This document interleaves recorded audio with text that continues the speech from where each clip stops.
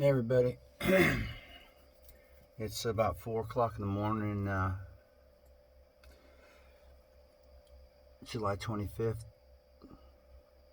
2020, and I couldn't sleep very well tonight, so I got up for a minute, and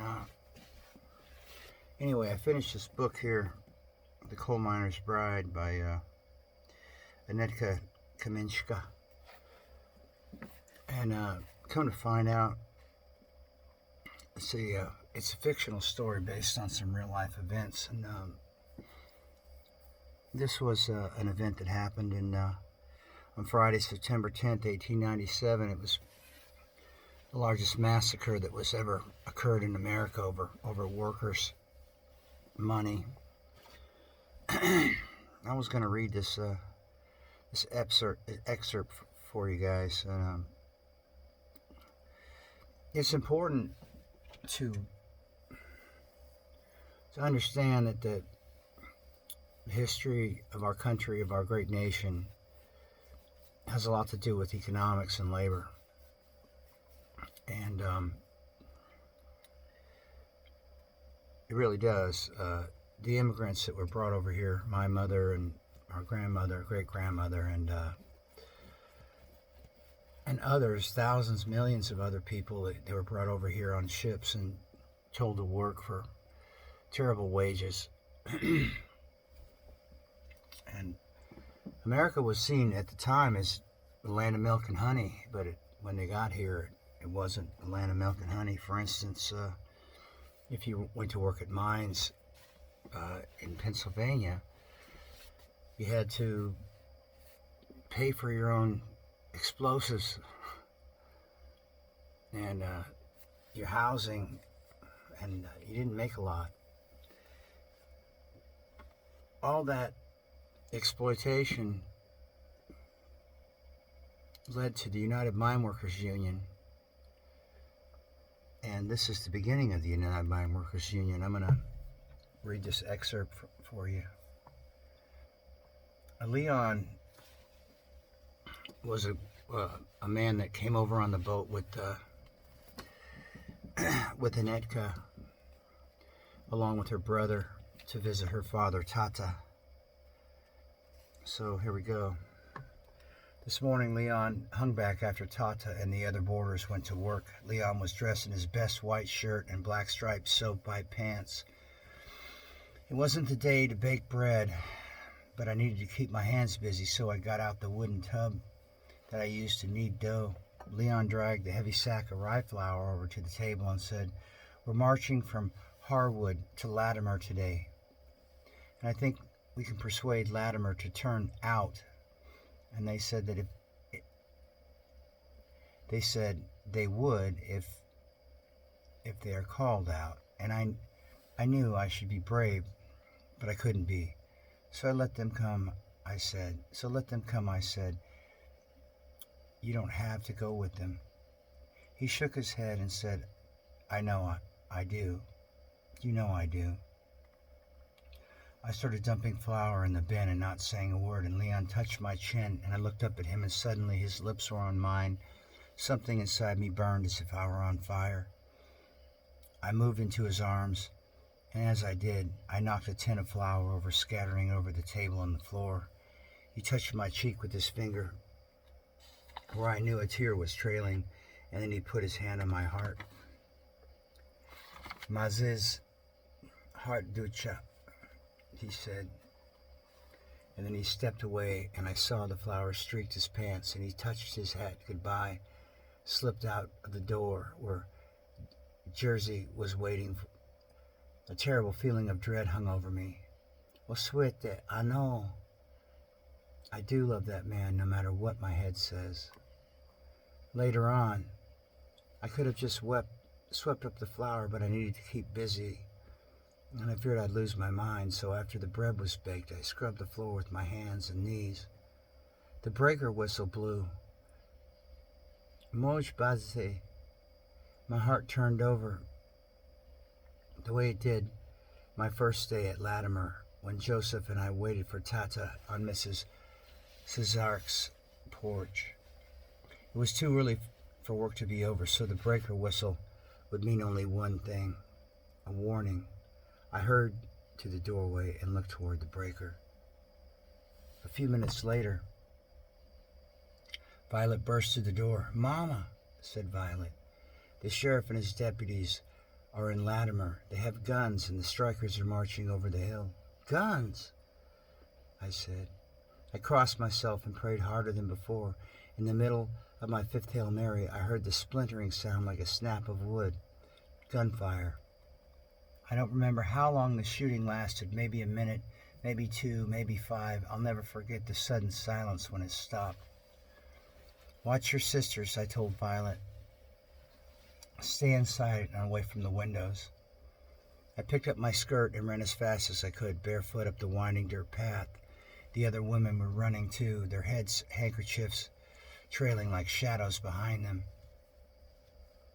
When we reached the schoolhouse lane, we shrieked at what we saw. Bleeding strikers lay sprawled near the trolley tracks, across the grass, up the hillside, near the large gumberry tree. Others lay in the ditch, some already dead or some dying. Everywhere men groaned and screamed, cried for water. The smelling of gunpowder hung in the air. I could only think of finding Leon. I stepped around 2 men who had been shot in the back, and the other man who clutched his stomach, blood pouring through his fingers. A boy was crying for help for his shattered knees. Another was shot twice in the forehead. People came out of their houses. Some carried water. Some were tearing sheets into bandages. I saw Violet's teacher holding the hand of a dying man. It was then that I realized that not one of the dead, dying, or wounded men and boys had a gun. They were all unarmed and shot down like dogs. Droja Sueta Ano. Where's Leon? Was he all right? I searched near the trolley tracks, the schoolhouse, the gumberry tree, and minutes stretched by. More people came to help, and the ambulance wagon and drays came up from Hazleton. 2 men came along and lifted a man to a stretcher. They carried him to a wagon and slid him inside with 3 other moaning men. I ran to look, but none was Leon. The driver clucked his tongue, and the horses started off, pulling the wagon to Hazleton. I grew hard to make sense of the people and things around me, but I spotted Mrs. Sarzek and Mrs. Wozniak tending the wounded man, and then I saw Lydia, and she was cradling Jersey's head. His eyes were staring, and I knew he was dead. "Oh, my Jersey," she cried. I ran to Lydia and put my arm around her, but she didn't know I was there, and at that moment the trolley rolled past and saw Sheriff Martin and his deputies. Some were laughing, some were pointing as they looked at the bodies lying on the street. Somehow Mrs. Wozniak and I got Lydia home to bed, and I went to help the wounded as best I could. And I'm home now, sitting at the table. Oh, I am angry, and I am angry that 400 men and boys marched to Latimer this afternoon. I am angry because at last count 15 men and boys are dead, and at least 32 men more are wounded. Who knows how many more? I am angry because I don't know if Leon is dead or alive. I'm afraid that God may have taken him away. He took Mama Suta and Stanley and Jersey, and I didn't want Leon to march off today, but he did, even though he knew how I felt, and that makes me so angry, as if I were to walk through the door this minute. I could yell at him and tell him what an impossible man he is. That's what this book was really all about. It's about the struggles of Americans, and now, what struggles do we have? We have fear. We have corporations holding us hostage.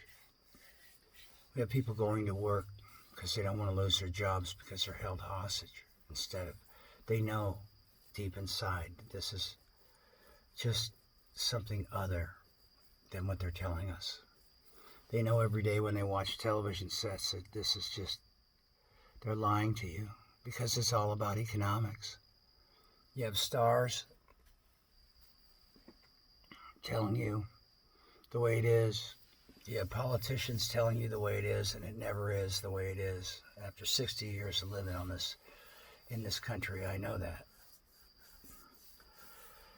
Hopefully, today I will be able to finish, or maybe by this weekend I'll be able to finish this truck. Turning out pretty good. I'm going to pull the oil pan off a bit, change the oil gaskets, and change the valve cover gaskets on it.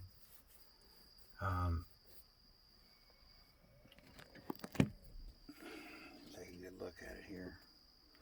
Took me all day to clean this motor outside in the dirt and with a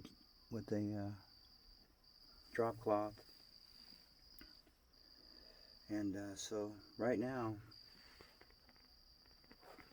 that's what's going on.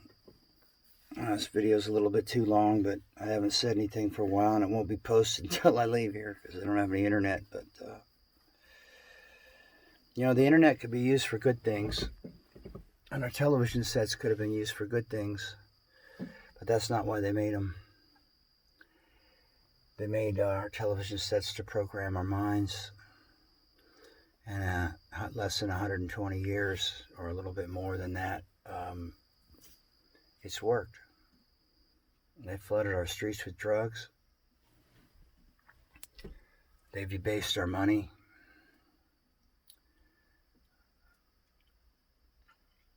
So that's where we're at. All right, it's been long enough. 12 Soul out.